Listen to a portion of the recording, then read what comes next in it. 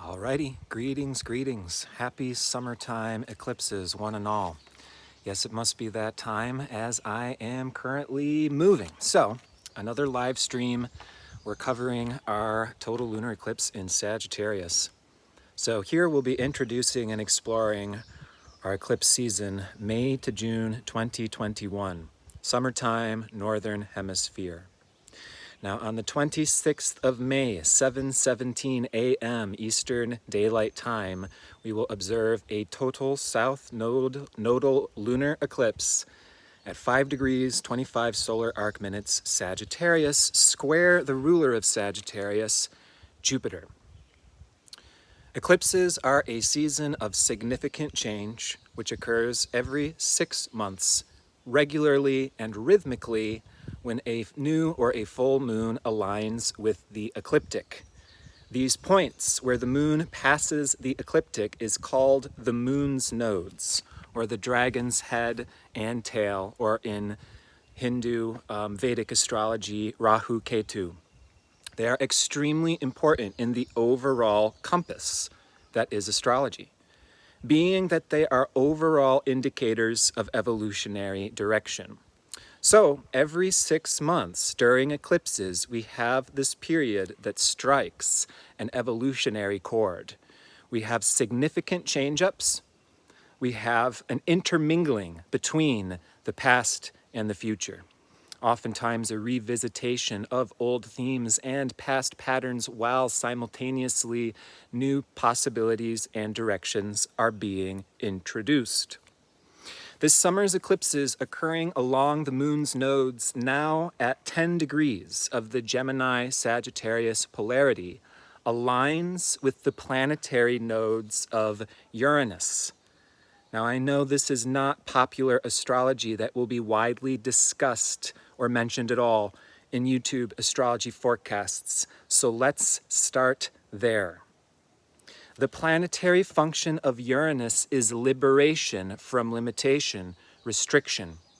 Uranus is freedom from the known, the evolutionary drive. Uranus breaks dimensional barriers by breaking the rules of space-time. Uranus is shocking, spontaneous events and shifts that can be so massive they can shock and stun our consciousness.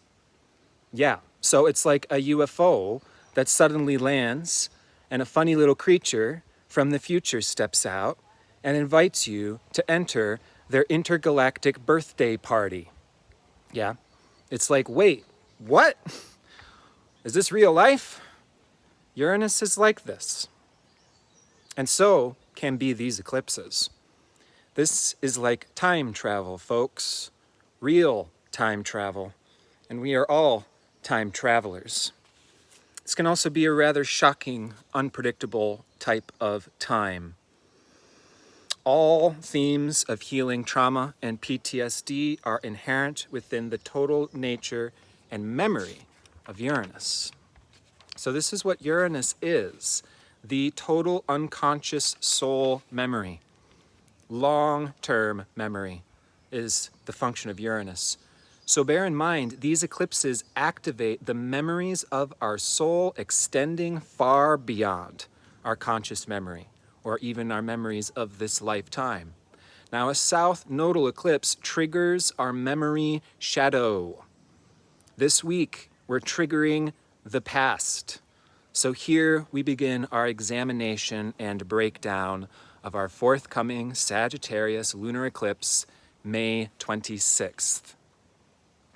Sagittarius is our ontology. Jupiter is where we are expanding our understanding of life through a discovery of truth. Now, the full moon in Sagittarius this week is illuminating an internal and emotional illumination of ontology, where and how we have formed our overall understanding and orientation to the whole of life. Like how Jupiter is now in Pisces, is asking the question, what are your goals? What are your ultimate goals? Like, what's your final destination? What is the point and purpose of it all? We are exploring and discovering through feeling and sensing what that overall sense of meaning or largeness, or where life is a mystery or an exploration, where is all of this taking us? Now, this is again going to trigger the past, so this is a reviewing of ontology as well. How was this truth, religion, or perspective set up for this? Were we raised in any overall religion or societal orientation or life philosophy or expectation? How has that original perspective formed our orientation through the rest of our life? Has that ontology changed and evolved over time? Or how has it may not have, as much as we suspected? We are now necessarily reflecting on such ideas, areas, understanding, in order to reevaluate and adjust. Is this really me? Is this really true? With Jupiter now square the moon's nodes during these eclipses, and this is now through the rest of this year, there is a highlighted need for this overall time to ponder our existence and our relationship to the whole of life. It highlights specifically a need for honesty. We must be sincere about our integrity. We must be clear about where our conscience or our intuition is informing us and why. Now here we must really apply effort to really be open to looking back, to self-reflecting, and seeing it in a new or a different way. At least we are reviewing to explore why and what was behind these formed world views. But we ought to recognize that there may be something we previously missed, something that was hidden to us, beyond the periphery. That's a theme in this eclipse. There's something more, there's something beyond, there is more meaning, there are hidden levels, hidden dimensions we can be peering and penetrating into. This is where honesty is absolutely essential. Where have there been any potential blind spots? Or were we not ready for this understanding? Or were we not able to admit it to ourselves at the time? But now, regardless, we have found a wormhole. We are aiming our ship towards that wormhole. We are exploring it thoroughly. This is where our evolutionary journey is taking us. And Jupiter at the first degree of Pisces now indicates a new journey, a new beginning, one where we can have far more connection than what we may have previously been led to believe. We are far more interconnected. There is more meaning, more synchronicity, more significance, more hidden blessings and hidden interconnections and hidden helpers and supports than we've been led to believe. Yet, that doesn't mean we are all this or that. We are new. We are different. This situation is new and different. Though there may be so many triggers, so many remembrances, so much past reflection, and though there may be similarity, this does not necessarily mean that it's all the same. See, the south node of Sagittarius transiting the south node of Uranus is exploring our human species, our ancestry, our family, and our tradition, which very much includes religion, which very much includes culture. What was the centerpiece of our home, our family, our tradition? Was it a religion? Was it a belief system? Was it a philosophy? What did we celebrate? What did we not celebrate? Or what did we reject from these past orientations? Or what did we not reject from these past orientations? Did we adopt them? And did we adopt them consciously or unconsciously? You see, the planetary nodes of Uranus bring up this overall and underlying backbone of humanity's actual evolution as a species. This largely takes place through the intergenerational relationship. The evolution of our species is largely dependent on the intergenerational relationship, which we can say is changing for our world, culture, and species at this time, Saturn squaring to Uranus. As well as this intergenerational relationship, there is an importance highlighted here. What is our connection to the earth, its seasons and cycles? What is our connection to nature itself? How has these heritages, traditions, cultures, religions, belief systems, philosophies honored what is nature, what is real, what is providing a healthy orientation to the whole of life is our homework, is our opportunity here. So how well is that whole thing going? I mean, this is Jupiter in Pisces. It's the whole of nature. Our tradition, our culture, our lifestyle, is it in alignment with nature, or do they reflect a history of traumatic separation from nature, from the seasons and cycles of life?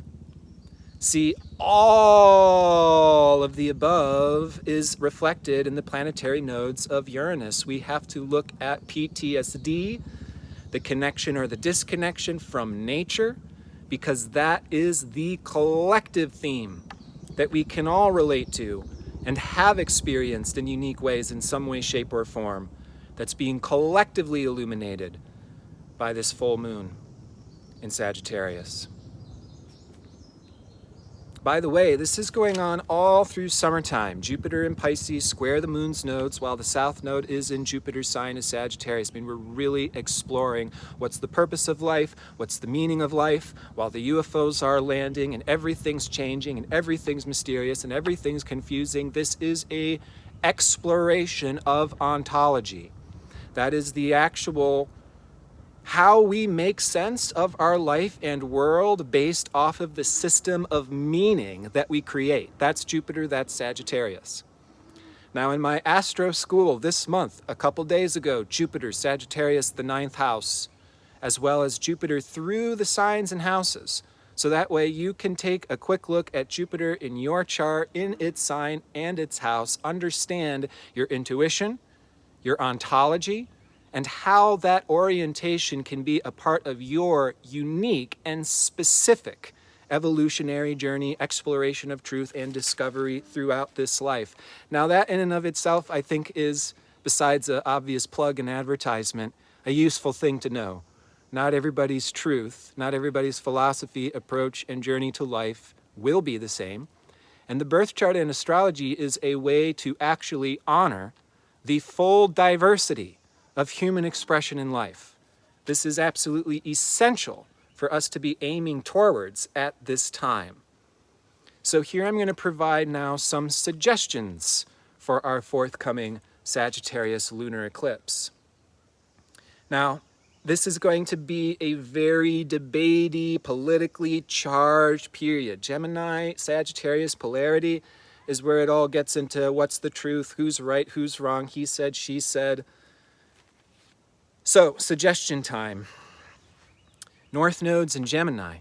We're all evolving to understand and embrace the full complexity, diversity of humanity, life, nature, and that's where our evolutionary work is taking place collectively right now. This is, again, the moon's nodes is the compass.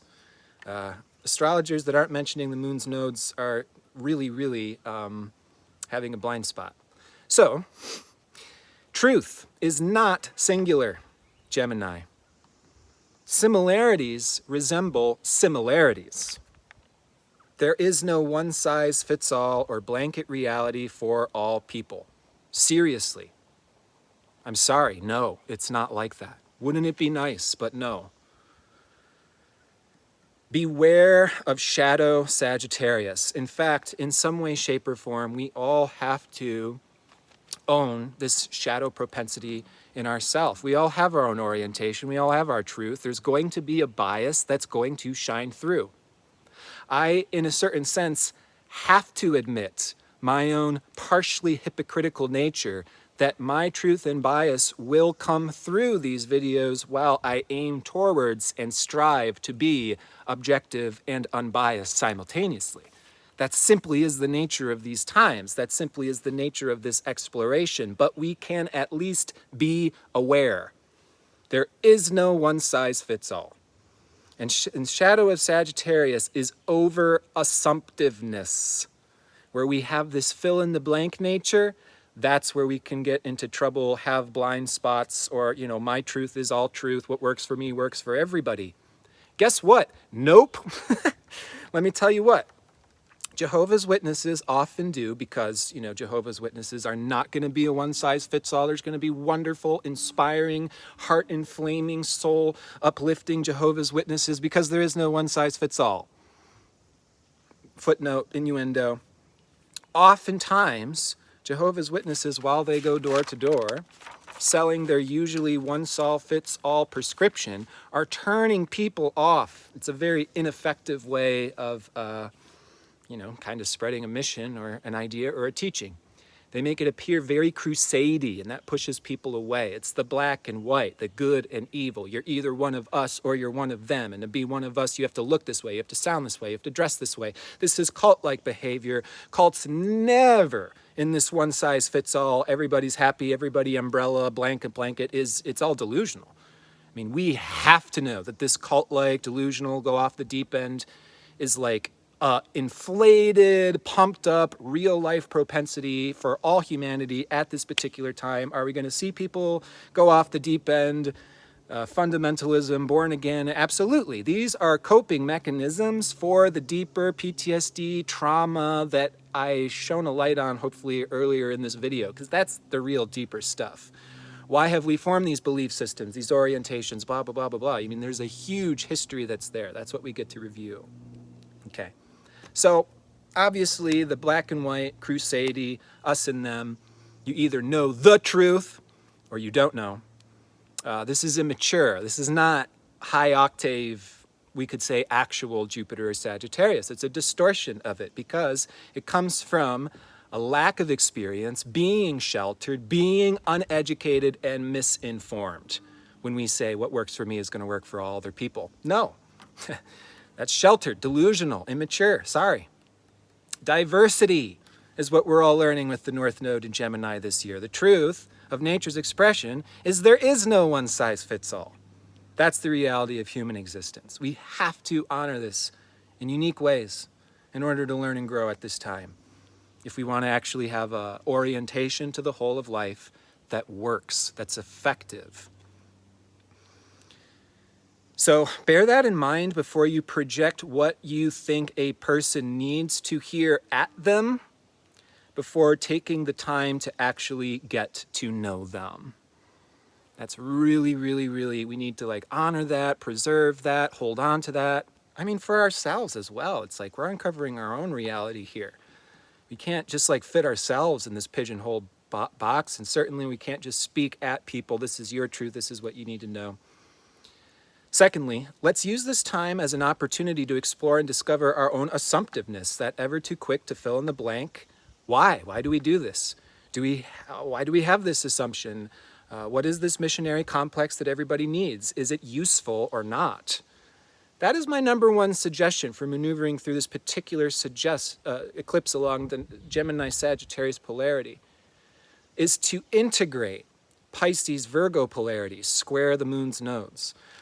Eclipses happen along the moon's nodes. The ecliptic, whatever signs are square to the moon's nodes, are therefore farther from the ecliptic. We need to consciously work to bring these signs in, Pisces, Virgo. So the Virgo side of things is how well is it working?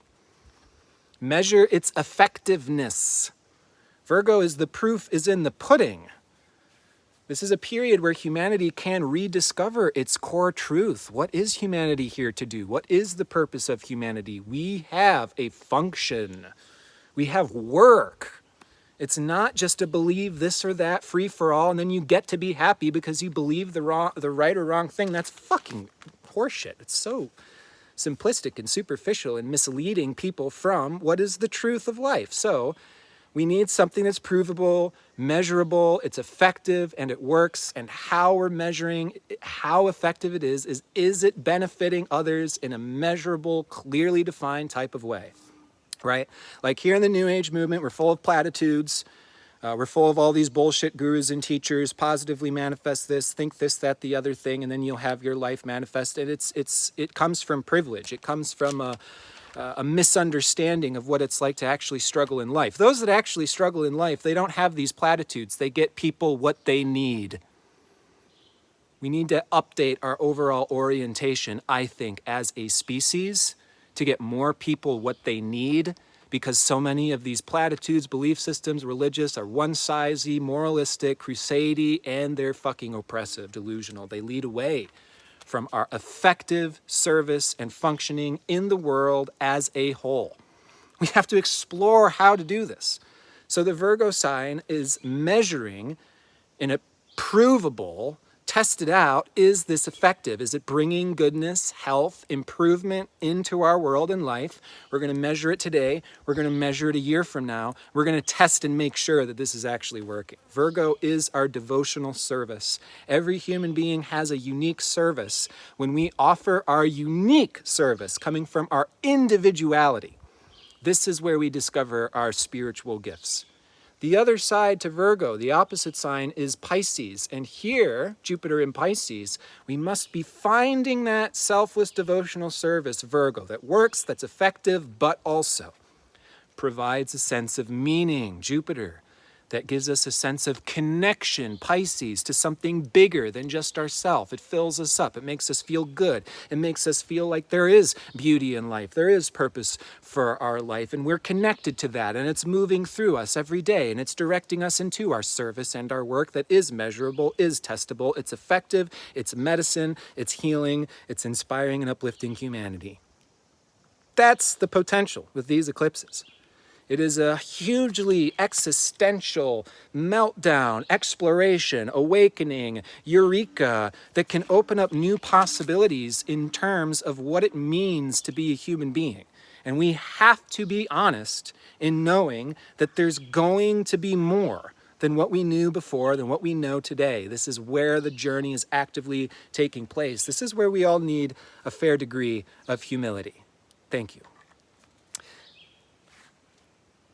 Okay, so long story short, every human being is unique. We must find our truth. Our truth. There is no religion. We are finding our religion. You know, that's what this time is all about. And if we can find our truth, that's when we're full, we're inspired, we are able to be of service in the world because we're honoring our individuality. It does make sense. We're born to be who we are. We've discovered who we are through this journey of sincerity and honesty. Okay, that's how we find our truth. Sincerity, honesty, the willingness to discover more.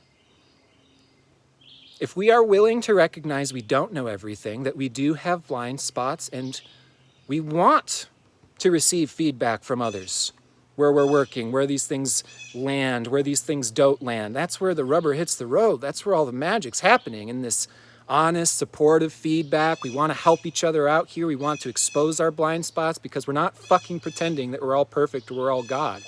The way the New Age movement is constructed to make a lot of people pretend.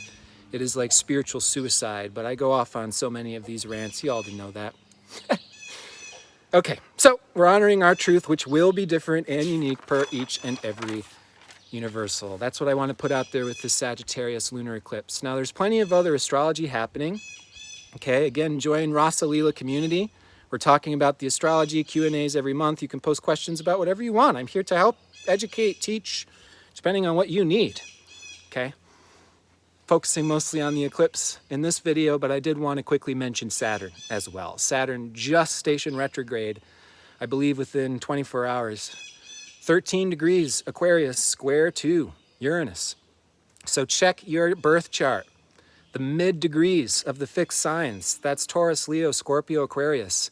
That's where we're really getting hit by this Saturn, scrutiny, pressure, societal challenges, and it's all in the evolutionary track of maturing, strength development, overcoming obstacles. So Saturn can be challenging and depressing. When Saturn stations, we feel Saturn. Again, look at the middle degrees of Aquarius. That's where you're going to be particularly experiencing this influence. Here is where the Saturnarian workout is breaking down old paradigms and structures to bring in the new. Okay, so Saturn square to Uranus all year, very revolutionary. We'll get to that in a second. Can be very tense. But we're feeling the Saturn in Aquarius right now, so this is scrutinizing. Holy shit. Saturn in Aquarius, scrutinizing. It's just like, look at all these idiots out there, and what are they doing, you know? This is a scrutinization. And we have to admit it, we have to own it, we have to use it for better or worse. That's life, that's nature. Saturn in Aquarius can be quite antisocial.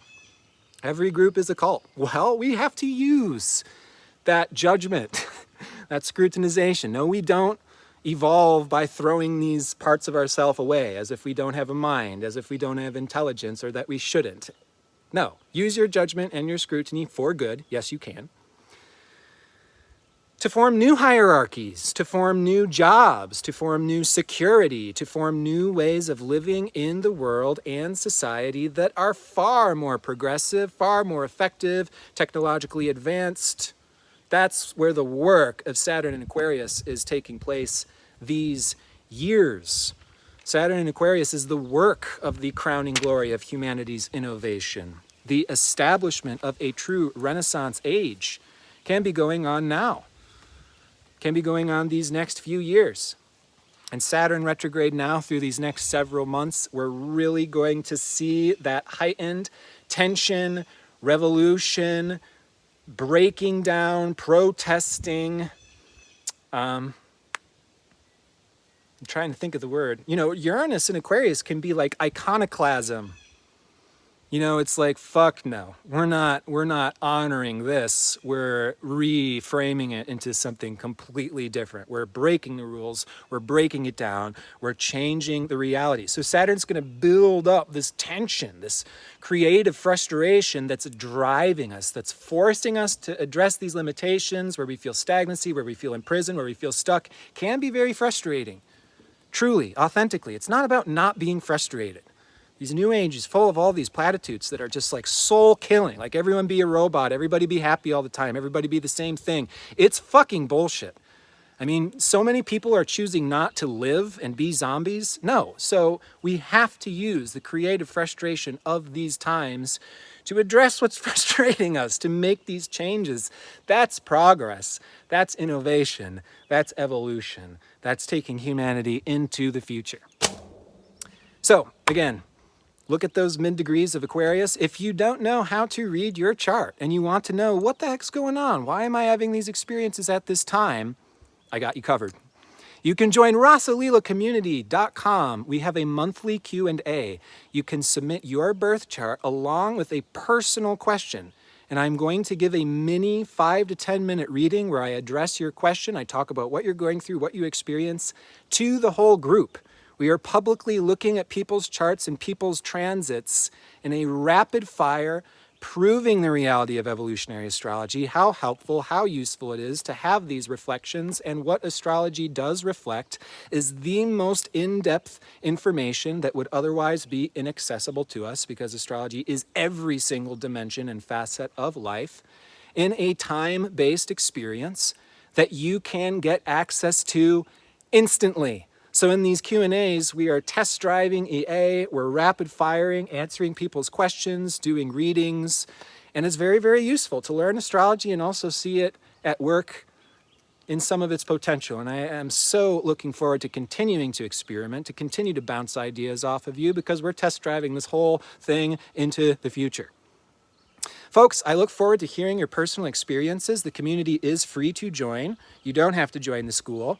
You can come and go from the school as you choose. It is an open door. So I hope to see you in the next Q&A. I am wishing absolutely all the best to us all as we meander through this particularly exciting wormhole. Reviewing the past into the future, we are all time travelers. So wishing you all the best. And as always, take care, my lovely, beautiful, living Earth clocks.